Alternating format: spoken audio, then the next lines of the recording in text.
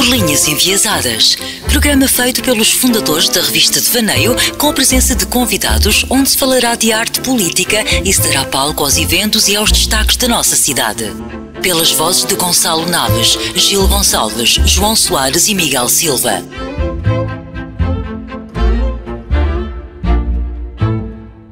Olá a todos, bem-vindos a mais um Por Linhas Enviesadas, este ainda gravado a partir de casa. Pode ser que em breve consigamos voltar ao estúdio da Rádio Sines, pelo menos seria um bom sinal, mas por agora mantemos a gravar a partir de casa, numa altura, e aqui fazendo uma nota introdutória, em que já saiu a Devaneio 3. Quem quiser já pode encontrar em Sines a Devaneio 3, cuja capa está aqui. Já, eventualmente podem já ter visto nas redes sociais, no Facebook, no Instagram, no Twitter, podem já ter ouvido falar, e agora a Devaneio 3 está disponível nos sítios onde costumava estar disponível e gratuita, como sempre, e portanto fazemos também esta nota, que a Devaneio 3 está disponível. Não foi possível fazermos um evento, como é lógico, pelas razões óbvias, mas a revista está disponível para quem quiser gratuitamente. Hoje temos a sorte de ter aqui mais um convidado que já almejávamos poder trazer aqui ao Por Linhas Enviesadas há algum tempo, Vicente Alves do UOL. Olá, Vicente, muito obrigado por ter juntado a nós. Olá, Vicente. Olá a todos. Aqui, através das novas tecnologias, e se este período em que nos encontramos tem muitas desvantagens, é certo que tem também algumas vantagens, porque a partir deste formato podemos falar com pessoas que não estão em Sines, pessoas que atualmente não vivem em Sines e que dificilmente poderiam deslocar-se até à Rádio Sines, até aos estúdios da Rádio Sines, para estarem connosco no Por Linhas Enviesadas, e portanto um primeiro agradecimento por te juntares hoje a nós, e há vários motivos para querermos falar contigo, a tua obra, aquilo que fazes e também a circunstância de seres siniense, como também já disseste, e portanto temos aqui motivos redobrados de interesse para te recebermos e portanto agradecemos muito a tua disponibilidade. Ora, essa, eu fico muito feliz de estar a falar consigo e estar a falar com uma nova geração de sinienses que estão a fazer coisas tão interessantes, portanto muito obrigado pelo convite. Obrigado nós também pelo voto de confiança e, portanto, podemos se calhar aqui começar pela primeira pergunta. 50 minutos é pouco tempo, mas pode ser que depois possas vir também ao estúdio da Rádio Sines um destes dias para fazermos uma segunda parte do programa. E a primeira pergunta que te faço é a seguinte: tu disseste uma vez numa entrevista que em novo quiseste ser poeta, e agora estás à beira de completar... Pelo menos numa disseste. Sim, devo ter dito até mais do que numa, mas diz. Sim. Não, e agora estás à beira de completar uma trilogia de filmes sobre poetas. Fizeste o filme sobre a Flor Bela, o filme sobre o Alberto, e agora, em breve, pelo menos nós tínhamos visto que ia sair no dia 20 de novembro, depois falaremos disso também, o filme sobre o Amadeu Sousa Cardoso. E tu referes também várias vezes a circunstância do teu cinema, da tua obra, ser uma obra feliz, uma obra solar. É a palavra que tu usas, a palavra solar. Porque dizes que és também uma pessoa, avalias-te como uma pessoa feliz, uma pessoa solar, uma pessoa alegre. E, portanto, eu queria perguntar-te como é que te relacionas com aquela ideia um bocadinho romântica e um bocadinho canonizada também, de que para se criar é preciso um grande sofrimento, é preciso uma grande tristeza, é preciso uma grande dor. Como é que te relacionas com essa ideia? Olha... Bem, antes de mais, o terceiro filme não vai ser sobre um poeta, vai ser sobre um pintor, não é? Porque o Amadeu era pintor. Apesar de também ter escrito algumas coisas, mas nunca quis seguir essa veia da escrita. Eu digo isso, eu confesso que digo isso um bocadinho. Às vezes eu digo muitas coisas nas entrevistas, não é? E acho que digo isso um bocadinho por cansaço. Mas não seja o cansaço exatamente desses cânones que de alguma forma impingem às pessoas e impingem até às pessoas, aos pretensos artistas e às pessoas que querem fazer arte e ser cineastas e poetas e por aí fora. Porque de facto dá-nos uma ideia, ou criou-se uma ideia, não é? Que a vida e a arte só pode existir e só pode ser criada como uma espécie de validação da dor, o que para mim até é uma coisa que tem muito mais a ver com a religião do que propriamente com a arte. E portanto, isso levaria-nos aqui a uma discussão de muitas horas sobre isso, mas eu digo isso, eu comecei a dizer mais isso, sabes, depois de ter descoberto os discursos e ter lido muitas das cartas e das coisas que o Amadeu Sousa Cardoso dizia, e acho que ninguém duvida de que o Amadeu Sousa Cardoso seja um dos grandes génios da arte moderna portuguesa e do século XX português, e ele falava muito nisso, e é uma coisa com a qual eu sempre me identifiquei bastante, porque eu acho que a arte é uma coisa que acrescenta e que deve acrescentar na vida das pessoas, e eu não espero que gostem daquilo que eu faço, porque aquilo que eu faço foi difícil, ou porque aquilo que eu faço me custou muito, ou porque aquilo que eu faço carrega uma dor e uma gravidade tremenda. Não pode ser nunca a razão. A razão não pode ser, ou o meio não pode ser pelo qual as pessoas gostam das coisas, mas a finalidade das coisas é que é importante. E afinal das coisas, independentemente muitas das vezes esta literatura de pacotilha e de autoajuda que vem substituir a filosofia da vida das pessoas, mas pronto, agora vai se tornar literatura, chama-se literatura de autoajuda. De facto, ela existe, ela existe tendo ou não tendo uma função muito clara, mas ela existe para se relacionar com as pessoas, para comunicar com as pessoas e para lhes acrescentar qualquer coisa. E, portanto, isto para dizer o quê? Isto para dizer que, como todas as pessoas, eu se calhar quando tinha 15 anos era a pessoa mais deprimida do mundo e queria morrer, especialmente porque vivia em Sines, e percebi rapidamente, ou pensei que muito difícil iria conseguir cumprir os sonhos da minha vida, e portanto estava condenado a uma existência um bocadinho forçada aí, mas a verdade é que as coisas, não é isso que me define. Eu sou muito feliz a criar, por exemplo, eu sou muito feliz a escrever, eu sou muito feliz a realizar. Eu neste momento, por exemplo, estou parado, não estou a fazer nada. Acabei agora em uma série de coisas, uma série de projetos para lançar, digamos assim, umas possibilidades de futuro, e parei. E a minha angústia começou ontem. Eu antes de estar aqui agora a falar com vocês, estava sentado ao computador a pensar, eu agora não sei quando é que vou filmar, eu podia começar a... Eu tenho umas ideias para umas peças de teatro, eu devia voltar ao teatro, vou escrever uma peça, vou começar a escrever uma peça. Ou seja, para mim a dor, essa coisa da dor, da criação, desse blá blá blá todo, não é? Mais quando não estou a fazer nada. Quando não tenho a possibilidade de existir de existir do modo como eu mais gosto de existir. E o modo que eu mais gosto em que eu mais gosto de existir é o modo em que eu estou a criar, e no caso do cinema, quando estou a escrever é uma coisa muito solitária. Quando estou a fazer cinema é aquela reunião de pessoas, porque o cinema é uma arte muito coletiva, não é? Envolve muita gente, 30, 40, 50 pessoas, e enquanto eu tenho colegas meus, por exemplo, que odeiam platô, odeiam fazer platô, odeiam rodagem, porque têm que exatamente estar com muita gente. Eu adoro, eu sou um homem muito feliz em platô. Se puseres uma equipa de 300 pessoas à volta, não sei, se calhar noutra vida fui militar, uma porcaria qualquer assim, se calhar, não sei. Mas eu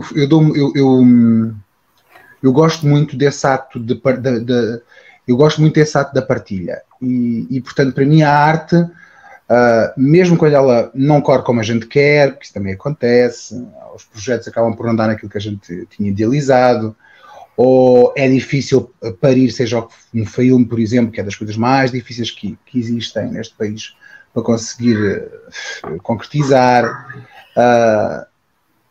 Eu acho que é uma sorte nós termos a coragem de ser aquilo que nós sonhámos sempre ser. E, portanto... se quiseres, eu sou solar por isso, acima de tudo acho que sou muito solar, porque eu faço aquilo que sonhei fazer na minha vida, e trabalhei para isso também, mas por isso sim, e portanto não consigo me vender a essa ideia pequena, porque acho que é uma ideia pequena e redutora do que um artista deve ser, ou pode ser, ou que precisa. Sabes, é quase como aquelas histórias, não é? Há uma série delas, especialmente na literatura, não é? De gente que usava o álcool e as drogas para se transcender. E nessa transcendência é que supostamente vinha uma espécie de uma inspiração e que fazia com que eles escrevessem e fossem geniais. Temos uma pergunta sobre isso mais à frente, não antecipes, Vicente. Ok. Não, estou a brincar. Portanto, eu acho que devo aqui várias respostas, não é? Que eu tenho a tendência de abrir.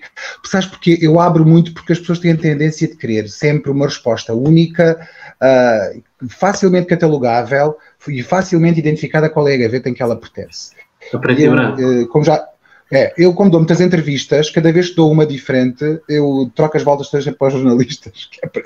Mas você noutro sítio disse não sei o quê. E eu, pois disse, e agora digo isto e agora. E qual é o problema? De eu agora mudar radicalmente a opinião. Eu estou-te a dizer isto, se calhar daqui a 3 anos, tu voltas-me a telefonar, pá, e eu digo-te que, para mim, eu só consigo escrever quando corto os pulsos e vejo sangue. Okay. Sei lá. És uma espécie de metamorfose ambulante, Vicente.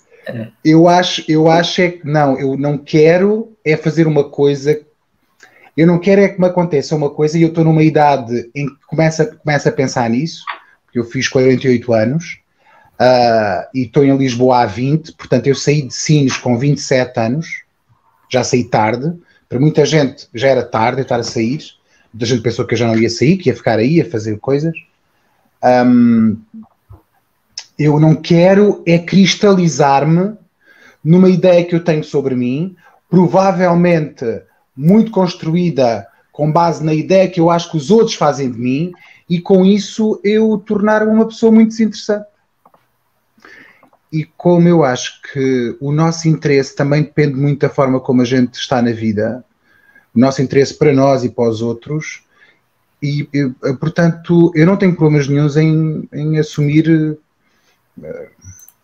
que vou mudando de ideias sobre as coisas, quer dizer, é normal, vou vivendo mais, é normal que muito. Vicente, disseste há pouco que és muito feliz a criar e a escrever, e sendo o segundo filme da trilogia sobre Alberto, sendo também um filme que envolve a população siniense, até porque foi gravado cá e muitos dos figurantes são pessoas de Sines, será que deu um gosto especial tanto a escrever como depois a realizar?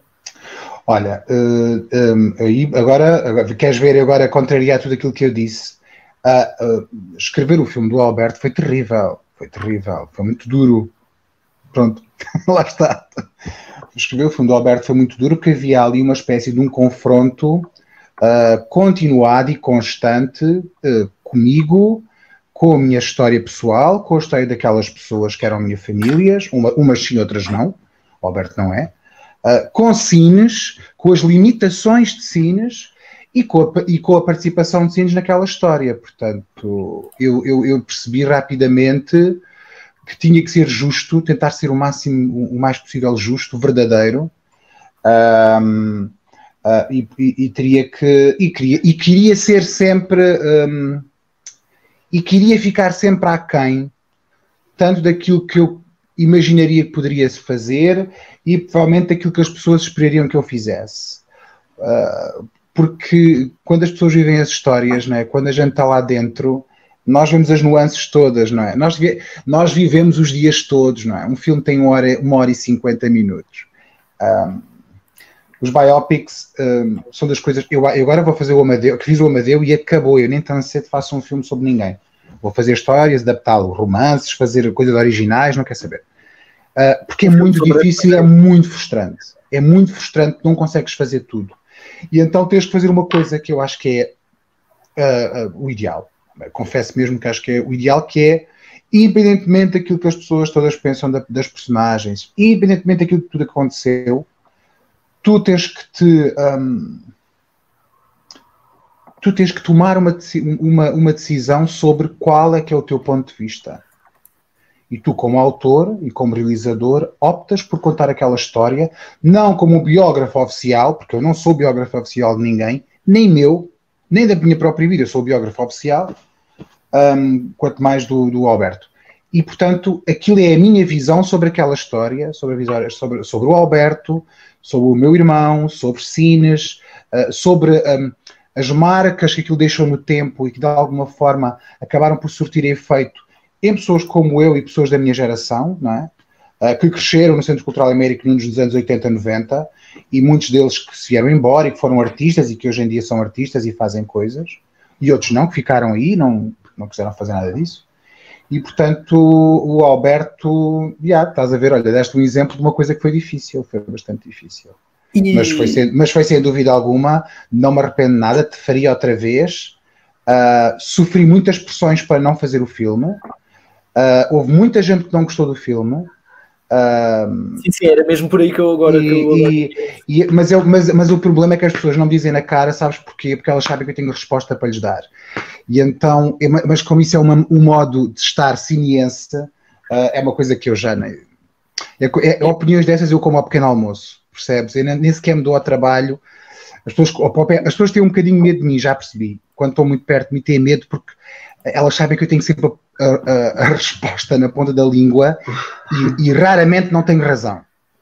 Eu lembro-me que na apresentação do filme, ali no Castelo, lembro-me que na grande maioria das pessoas que estavam lá à minha volta a ver o filme, eu ouvi 2 comentários. Um é que o ator que faz de Alberto era muito parecido mesmo com o Alberto. É muito parecido. E o segundo é que era um filme que chocava muito.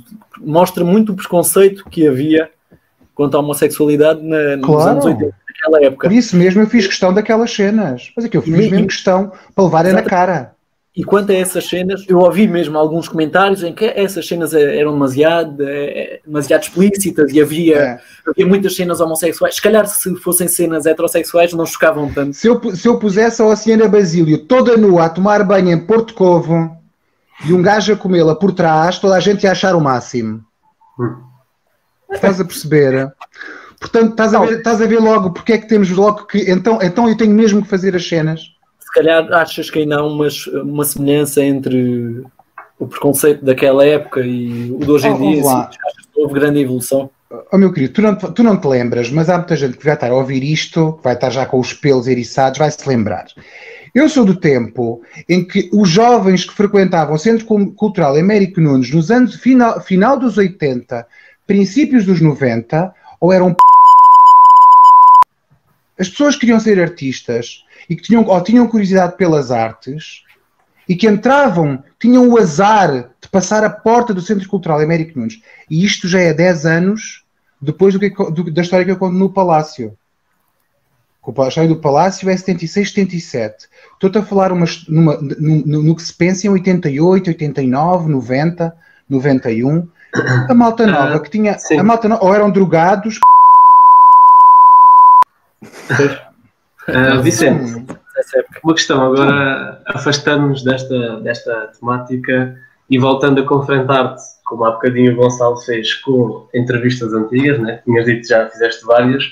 Nós fizemos o nosso trabalho de casa e fomos ver uma entrevista tua, foi publicada em 2017, em que tu fizeste uma espécie de um balanço acerca do cinema português, em que dizias que vias com bons olhos a situação atual do mesmo, que este beneficiava pela variedade e pela diversidade dos filmes que se faziam em Portugal e que se fazem.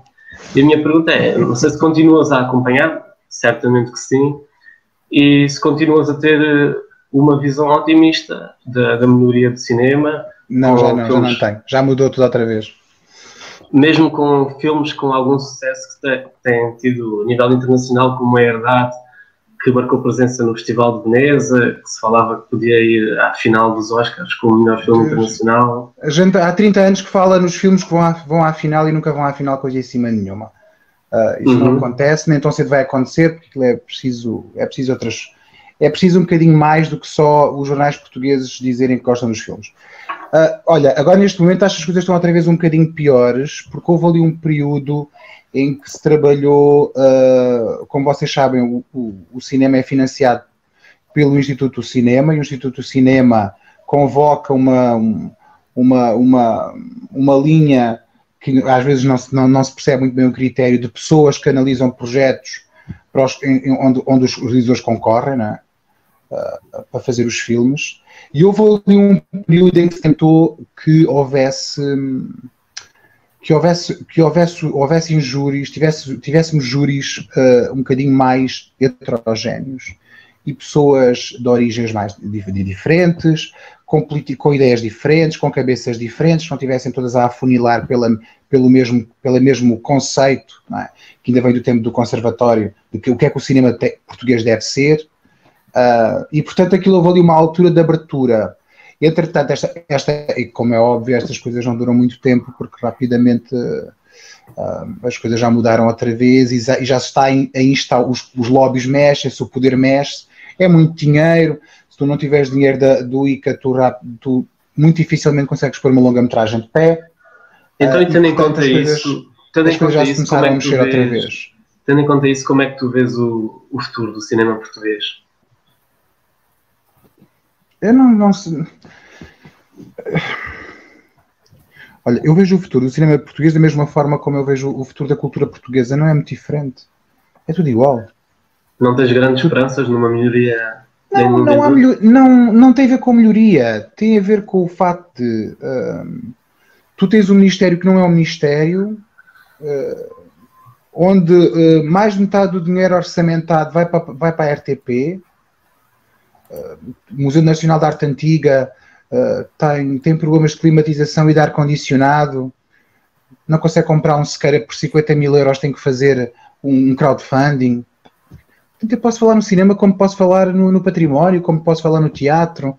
Eu acho que é tudo igual, não há uma grande diferença. O dinheiro que existe para o cinema é muito. Não é muito, é muito pouco. Nós somos muitos a querer filmar, automaticamente, como somos muitos a querer filmar e há pouco dinheiro, qual é que é a atitude clássica nestas situações? As pessoas, em vez de se juntarem para lutarem por uma política mais interessante e uma lei do mecenato mais interessante, obrigar as plataformas a pagar os seus dividendos e incrementar assim os orçamentos. Não, as pessoas não fazem isso, as pessoas dizem mal umas das outras, atacam-se. O Y escolhe, tem a sua coterie de pessoas que ele protege por variedíssimas razões, protege esse, ataca aos outros, porque é bom no meio é muito importante saberes em que cotada é que tu estás e essas cotadas depois são ou não valorizadas e a imprensa tem um papel muito importante nisso. Portanto, isto é tudo assim um bocadinho, é muito politizado, estás a perceber? Tu perguntas-me se eu tenho esperanças no futuro no cinema. A única coisa boa que posso dizer que existe, e isso é verdade, isso existe, é com o digital o cinema ficou mais democrático. E isso é bom. Isso é muito bom. Ou seja, os miúdos agora, mesmo sem conseguirem, porque é muito difícil chegar aos ICAs da vida e ganhar um apoio de 600 mil euros para fazerem uma longa, há muitos miúdos a mexerem-se. E de repente, mesmo que os miúdos não façam uma longa, com o digital podem fazer curtas que chamam a atenção de pessoas que depois podem potenciar, estás a perceber, um crescimento dentro do meio. Antigamente com a película mais ninguém filmava, só filmavam aquelas pessoas que tinham, ganhavam o Instituto do Cinema. Ninguém tinha dinheiro para alugar câmaras e comprar película para fazer filmes, isso não existia. Agora com o digital, acho que está um bocadinho mais aberto. Agora, isso quer dizer o quê? Quer dizer nada, tu tens o quê? Tu todos os anos tens o cinema português, esteja muito em sala, não esteja muito em sala, todos os anos há um filme que chama a atenção, que é ou porque esteve num festival ou porque fez muito público. Se pensar que imagina que estariam 25 longas por ano, tu ouviste falar numa, é sinal que as pessoas não estão muito atentas, porque as outras estavam nas salas e as pessoas não foram ver. E foram promovidas, as pessoas não têm interesse. Eu acho é que a conversa do cinema pode ser um bocadinho feita ao contrário, que é, eu acho que os portugueses, em termos gerais, não têm muito interesse por cinema. Sim. Ok, Vicente. Até podemos concordar nisso. Acho que é mais por aí. Acho que é mais por aí. E acho que é uma ideia interessante para acabarmos esta primeira parte. Estes 25 minutos passaram a correr. Vamos agora fazer um breve intervalo e fiquem connosco para a segunda parte, para mais 25 minutos de conversa com o Vicente Alves do O. Obrigado e até já. Até já. Por Linhas Enviesadas, programa feito pelos fundadores da revista Devaneio, com a presença de convidados, onde se falará de arte política e se dará palco aos eventos e aos destaques da nossa cidade. Pelas vozes de Gonçalo Naves, Gil Gonçalves, João Soares e Miguel Silva.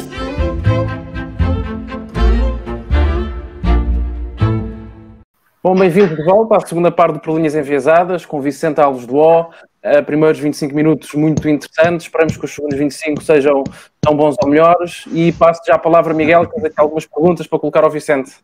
Sim, não queria escapar muito do tema com que acabámos a primeira parte, em relação ao estado da cultura e e do cinema em específico, ainda para mais neste período que atravessamos, que tem posto em vista muitas das dificuldades que existem neste meio, e gostava de perguntar ao Vicente de que forma... O Vicente já disse que este tipo de períodos é uma altura em que se calhar dá muito aso à criação, mas eu queria começar por perguntar em específico o que é que este período veio impactar tanto na parte da criação como na parte da produção de conteúdo.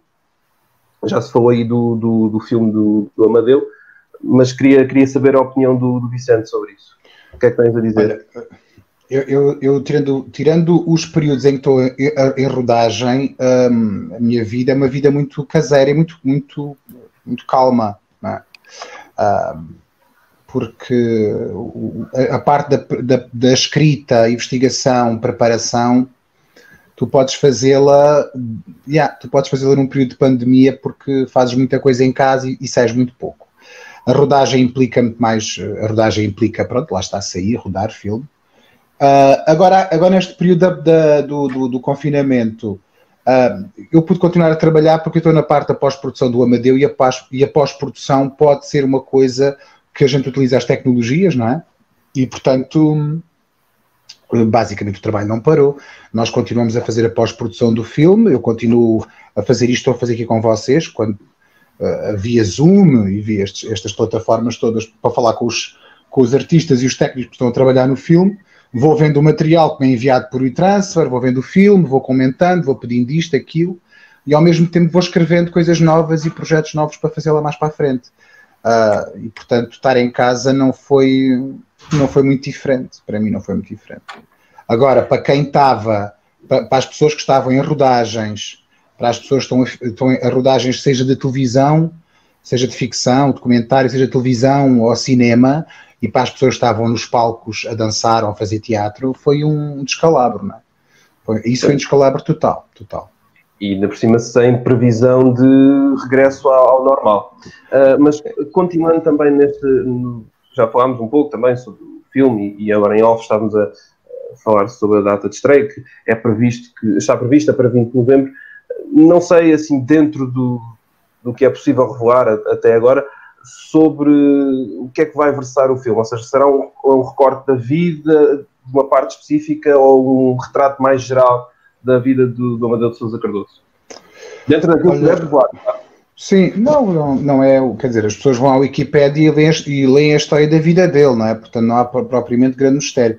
Enquanto que no Alberto eu foquei-me num período muito desconhecido, e essa é que é a verdade, não é? Para a maior parte das pessoas que gostavam do poeta Alberto, da figura, da personalidade do poeta Alberto, eu fui buscar um período muito específico da história dele, onde eu acho que se forma, digamos assim, aquela personalidade, e naquele contexto muito específico de Sines, pós 25 de Abril, tudo aquilo, não é? Que era aquilo que mais me interessava contar. No caso do Amadeu, eu acho que mais do que tudo, mais do que estar a contar a história toda, porque o filme não conta, até um filme mosaico, vai a 3 momentos da vida dele diferentes, distintos. O filme, acima de tudo, responde mais a uma pergunta que é porque é que este homem, não é? Porque é que este pintor não é mais conhecido no mundo e não está muito mais espalhado pelos grandes museus do mundo, e porque é que continua a ser um mistério tão grande? E nesse sentido o filme é construído para tentar dar essa resposta, culminando, e agora de repente o filme ficou muito atual, não é? Culminando com a morte dele pela pandemia, pela gripe espanhola de 1918, porque ele foi uma das vítimas da gripe espanhola. Portanto, o filme tenta responder, acima de tudo, a estas questões. Não há uma lógica e não há uma construção, uma narrativa clássica ou uma narrativa que procura ilustrar a vida dele. Não é isso. É até bastante diferente. Aliás, é muito diferente o Florbela era uma coisa e depois o Alberto foi diferente do Florbela e agora o Amadeu é diferente do Florbela e do Alberto. Eu acho que estou sempre a experimentar coisas e a tentar sempre aproximar-me aqui, provavelmente de um estilo que ainda estou a descobrir e ainda estou a desbravar. Isso era o que eu te queria perguntar, Vicente. Já ganhaste alguns prémios, E qual é que é a tua relação com o reconhecimento que tens e o que é que tu esperas alcançar com a tua obra? O que é que tu almejas conseguir? Olha, eu acho que o reconhecimento é uma coisa muito volátil e que te pode facilmente tornar um peso ou uma angústia. Portanto, confesso-te que a mim a minha vida não mudou absolutamente nada com o reconhecimento ou com os prémios, ou seja, com o que for. Porque eu cada vez que tenho um projeto novo, eu tenho que me submeter novamente a um concurso público, com os meus colegas todos que também ganharam prémios e também foram reconhecidos, e portanto estamos sempre, digamos assim, quase parece a voltar ao princípio da escola. Não te dá nenhuma... No fundo, não te dá nenhuma segurança. Não te dá nenhuma segurança. E tu há bocado estavas a falar no Herdade. Se tu fores espreitar o IMDb do Tiago, o Tiago teve muito tempo sem filmar. Muito tempo sem filmar. E não é um mau realizador. Eu gosto muito do filme dele, um dos primeiros filmes dele, e depois desapareceu e deixou de filmar e não conseguia ganhar o ICA e lá, depois, a Herdade lá desbloqueou agora isto, e ainda bem que desbloqueou, e espero que ele filme mais. Há pessoas que filmaram muito e de repente eclipsaram-se, nunca mais conseguiram fazer nada. Eu acho que tu tens ali um grupo que é o grupo mais antigo, não é? O grupo das velhas glórias, que tem mais facilidade em financiar-se, não é? Os Botelhos, o António Pedro, essas coisas assim. E depois os outros têm que andar um bocadinho, às vezes parece que andamos um bocadinho toda a pancada uns com os outros, a ver quem é que se põe de bicos pés mais depressa ou mais alto para garantir um apoio. Mas e em termos de legado, o que é que tu pensas deixar ao cinema português? Ou já pensaste nisso? Não, Como é que gostarias de ser visto? Não, eu não penso, não, confesso que não penso nisso. Penso muito, por exemplo, eu acho que nesse aspecto o Alberto foi muito importante para mim, e por isso mesmo é que eu acho que não vai levar muitos anos a voltar a Sines a fazer outro filme, que não é sobre o Alberto, há de ser sobre outra coisa. Provavelmente portanto, até uma história a ver com a minha família, comigo. Mas estás a dizer importante aí? Sim, foi importante porque percebi que mais do que é como se eu usasse o cinema numa espécie de reparação da história e construção e de construção familiar. Eu faço muito isso. Eu vou anexando os filmes e as personagens como quem vai construindo uma família, que é uma família muito mais presente do que aquela família que eu tive. Eu não tive provavelmente uma família muito presente. O meu agregado familiar eram 2 pessoas, era eu e a minha mãe, ponto. E portanto, eu vou cada vez menos a Sines, porque a minha mãe morreu em 2007, e a partir da morte da minha mãe tornou-se... eu vou a Sines para ver amigos e para ver o meu irmão, mas se eu vier a Lisboa, vejo-me em Lisboa, portanto não faz sentido ir a Sines. Ou seja, a minha relação foi sempre um bocado complicada, nunca foi uma relação fácil com Sines. Mas o Alberto provou-me uma coisa muito interessante e muito bonita, que é eu poder ajudar a perpetuar aqueles que eu amo, per si um achievement que para mim é muito importante. Dito isto, eu ter ajudado a perpetuar, eu saber, porque um filme é uma coisa, a verdade é esta, um filme é uma coisa, vocês não fazem ideia o que o Alberto viajou, o filme do Alberto viajou. As pessoas não têm a noção do que é que aconteceu àquele filme, a nível mundial, de forma como ele andou por todo lado, e continua em todo lado, ele está em todo lado. Há DVDs dele a vender em todo lado, ele está nas plataformas todas do mundo inteiro, é uma coisa muito gira. E, portanto, eu poder ajudar a perpetuar, digamos assim, a memória do Alberto, do João Maria, da minha terra, das minhas pessoas, que eu amo e com quem eu também tenho conflitos, deu-me uma... Isso sim, para mim foi muito importante. Ok, Vicente. Mais do que pensar em alegados, ainda não estou a pensar nisso. Se calhar daqui a 20 anos penso, mas agora acho que ainda é muito cedo para pensar nisso. Sim, sim, sim. Olha, uma outra pergunta, enfim, nós já tocámos nela de certa maneira na primeira parte, e tu numa entrevista que deste a propósito do filme Amadeu, referiste que o Amadeu Sousa Cardoso de alguma maneira combateu, isto são palavras tuas, combateu o clichê do artista moderno, boémio excessivo, fugiu ao clichê do artista maldito. E portanto eu queria perguntar-te como é que tu olhas, já referiste isso sinteticamente na primeira parte, como é que tu olhas para essa ideia de que o artista muitas vezes tem de ser um tipo muito expansivo, um tipo muito boémio, porque parece-me que muitas vezes pode-se correr o risco de um certo artista em potência, ou um artista mesmo, quando está demasiado preocupado com essa ideia, depois no fim da vida acaba por ter mais a parte boémia do que a parte da obra, e foi tão boémio, que se calhar as pessoas recordam mais a boémia do que a obra. Como é que tu olhas para isso? Depende do contexto do artista. Eu acho que há artistas cuja persona ajudaram a quebrar tabus, abriram a sociedade, acrescentaram interesse até e importância à obra, porque a vida acaba por se confundir muito com a obra. E, portanto, há artistas onde isso funcionou. Eu tenho a certeza absoluta há milhares de pessoas, vá lá milhares, não sei, mas centenas de pessoas que estão a ouvir este programa, todas elas vão ter uma história, e que se conheceram, por exemplo, o Alberto, todas elas vão ter uma história para contar sobre o Alberto. Todas. Uma história qualquer maravilhosa. Eu vivi histórias com ele, muitas giras na noite. Pronto. E há gente que então viveu muito mais do que eu.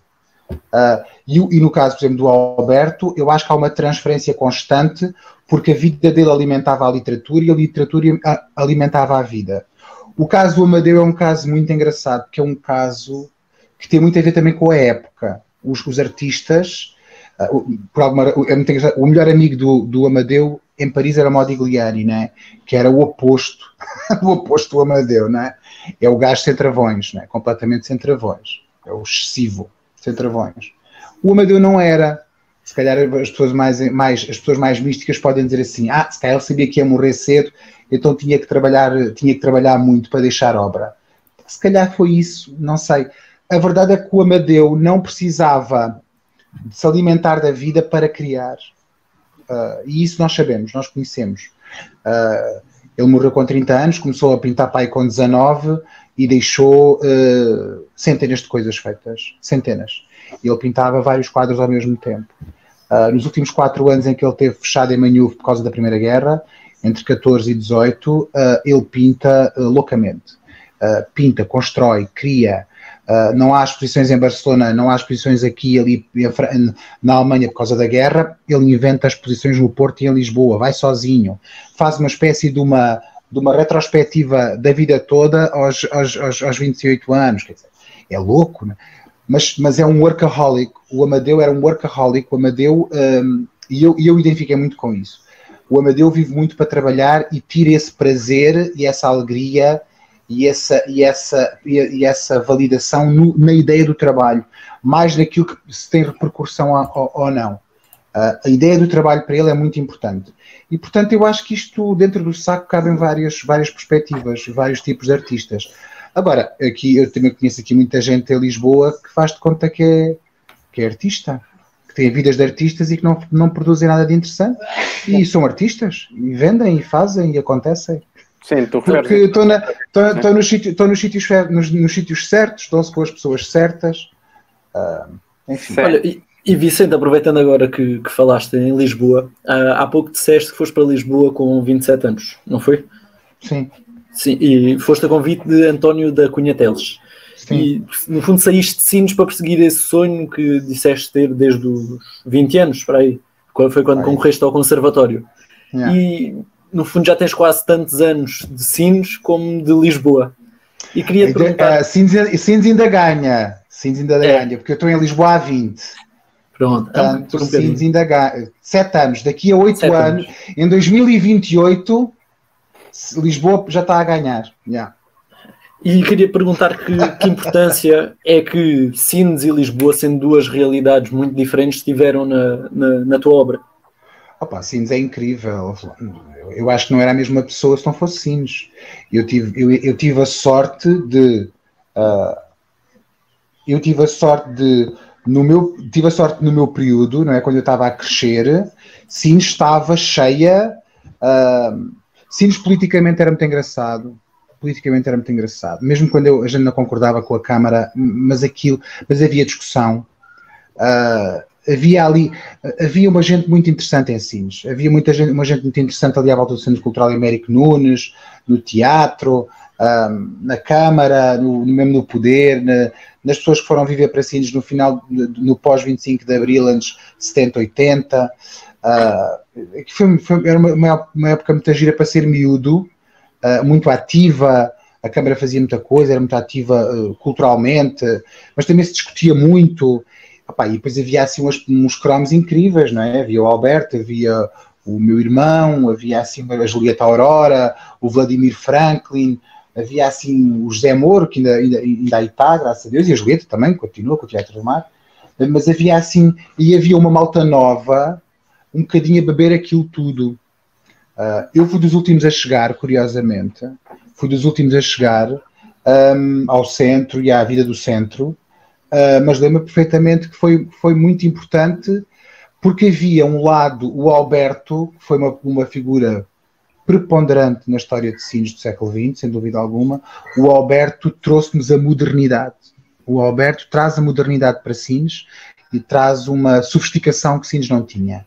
E essa sofisticação e essa modernidade acabou por influenciar muita gente, especialmente a geração mais nova. Não é? Eu acho que eu, por exemplo, desenvolvi o meu espírito crítico em relação às coisas da cultura, por exemplo, em relação à arte, foi muito desenvolvido por influência destas pessoas. E é engraçado que é quando eu chego a Lisboa, e isto aconteceu-me, e eu acho que cheguei a dar entrevistas sobre isto, e a dizer isto em entrevistas. E houve aqui muitos amigos meus em Lisboa que levaram a mal.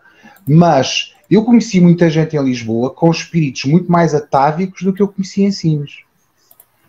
Eu cheguei a estar em situações de tertúlia ou conversa, ou de exposições, ou de espetáculos, onde a forma como se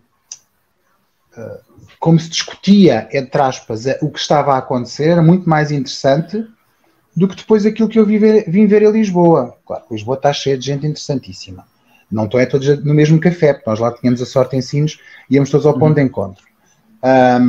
Aqui as pessoas não fazem a vida dos cafés toda igual, e os grupos são todos, os do cinema raramente seja onde for, senão um bocadinho aparecem nos festivais e tal, mas os do cinema são muito bicho do mato, os da literatura param um bocado ali na Bica, o Poço do Bispo andam por ali, não dá as editoras e não sei o quê, bairro Alto, ou seja, tens que conhecer um bocadinho para perceber onde é que as pessoas andam. Mas Sines nesse aspecto é muito importante, e eu acho que houve uma série de gente que saiu dali, foi fazer coisas e foi muito influenciada por este espírito de Sines, que eu acho que depois da morte do Alberto e da saída do meu irmão da Câmara, quando foi para lá o Coelho, aquilo começou, perdeu-se porque o centro morreu, o centro morreu, está morto, claro. É um principal, está ligado ao vento, tem um ventilador há 20 anos, eles são os queridos, os Arroz são os queridos, os Silva são os queridos, vão para lá e tal, tentam pôr aqui, fazer umas coisas, mas a verdade é que aquela ebulição que o centro tinha, ninguém não teve, como é que eu ia dizer, para os anos que o centro tem, ele já tinha que estar num sítio que não está. E depois o Coelho fez aquela política do eucalipto, não é? O Coelho fez a política do eucalipto e toda a gente em Sines foi atrás daquilo. Portanto, o Coelho passou a ser ele o promotor, produtor, anfitrião, ideólogo, de tudo. Era por aí que eu queria... E, portanto, foi secando a vontade das pessoas e a vontade de fazer, de pensar, de ser. E eu confesso-vos, é por isso que eu estava a dizer que fiquei muito contente de saber que a vossa revista existia. Porque a sensação que, quando eu começava a voltar, quando eu ia assim, a sensação que eu tinha é que aquela onda de modernidade tinha secado e que não ia haver uma nova geração de miúdos um bocadinho fora da caixa, porque eu acho que Sines sempre foi um bocadinho fora da caixa.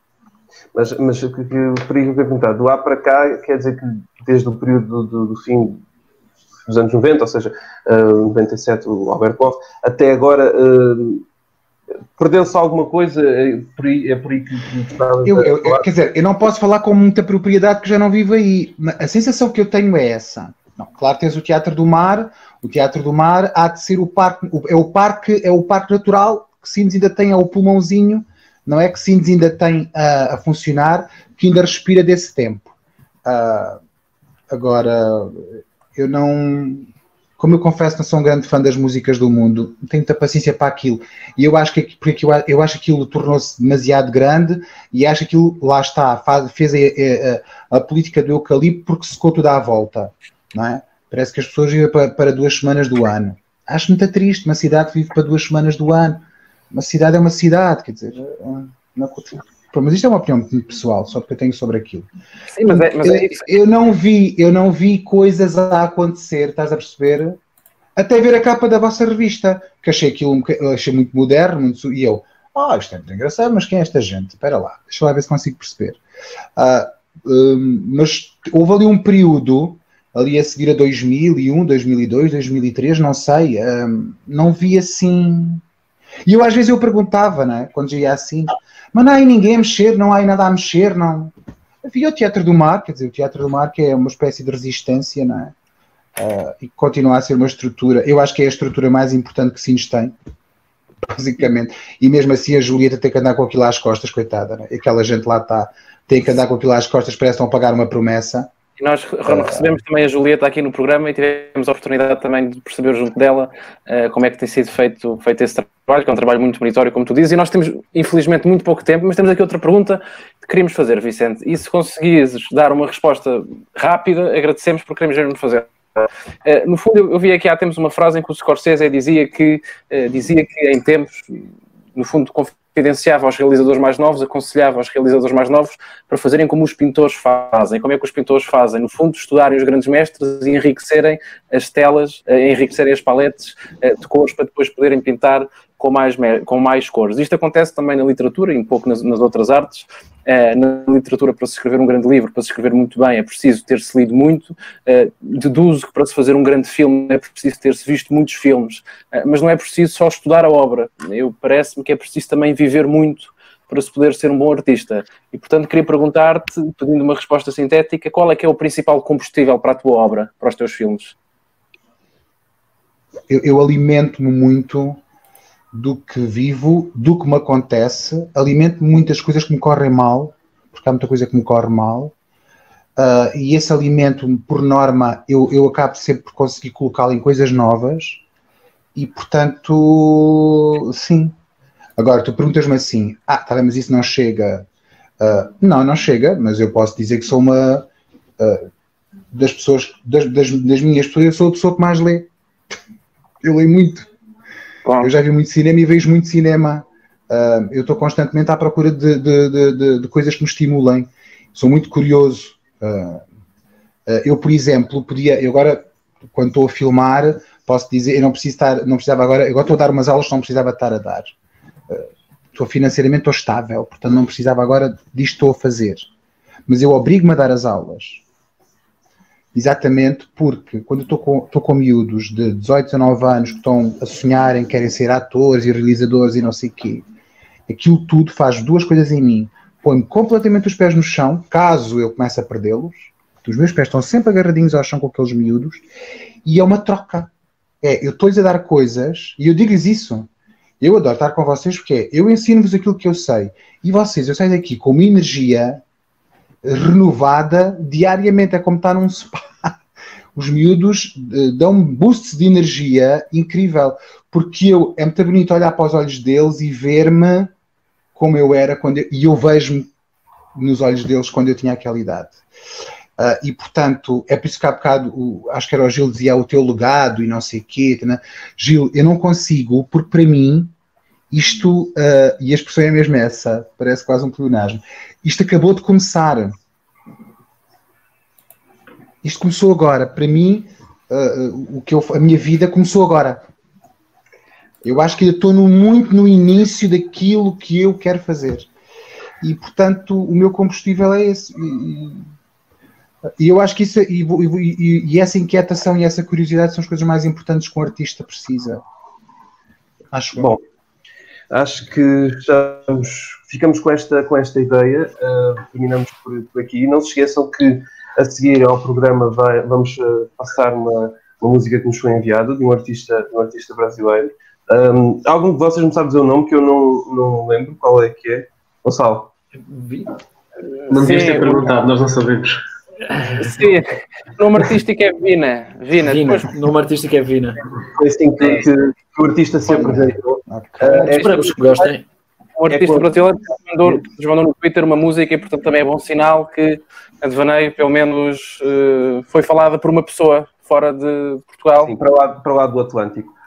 Queríamos agradecer ao Vicente o facto de ter aceitado o convite e de ter conversado connosco durante estes 50 minutos. Muito obrigado, Vicente. Nada, obrigado eu. Continuem a ler a Devaneio e a acompanhar-nos e até daqui a 2 semanas, então. Orquídea del Sul, lírio dos amores, de onde tu és, de onde tu és.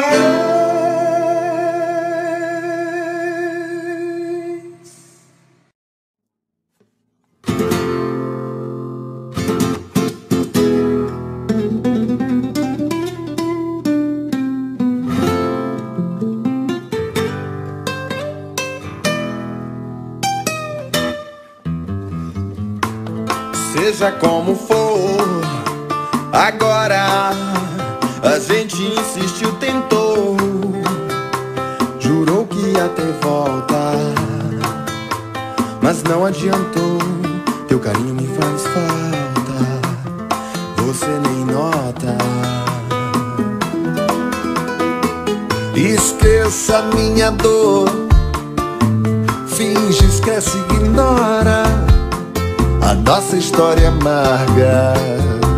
Eu lembro quando começou, você jurou, me amou e hoje nem me olha.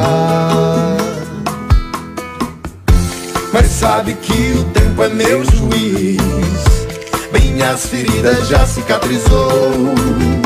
Será que meu destino é ser feliz ao lado de quem nunca me amou? Mas sabe que o tempo é meu juiz, minhas feridas já cicatrizou. Será que meu destino é ser feliz ao lado de quem nunca me amou?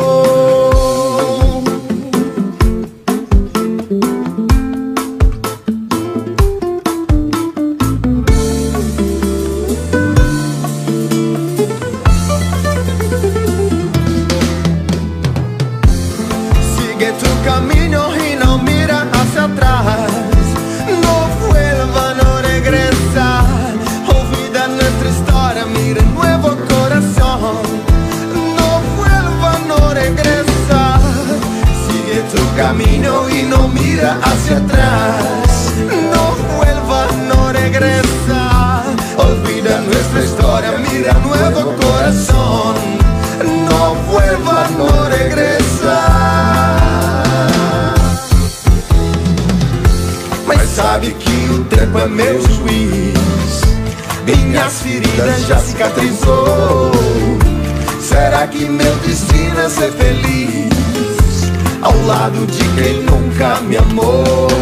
Mas sabe que o tempo é meu juiz, minhas feridas já cicatrizou. Será que meu destino é ser feliz ao lado de quem nunca me amou? De quem nunca me amou, de quem nunca me amou.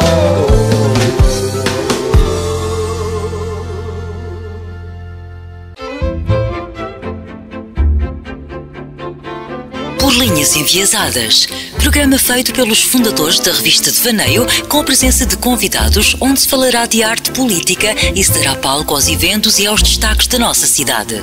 Pelas vozes de Gonçalo Naves, Gil Gonçalves, João Soares e Miguel Silva.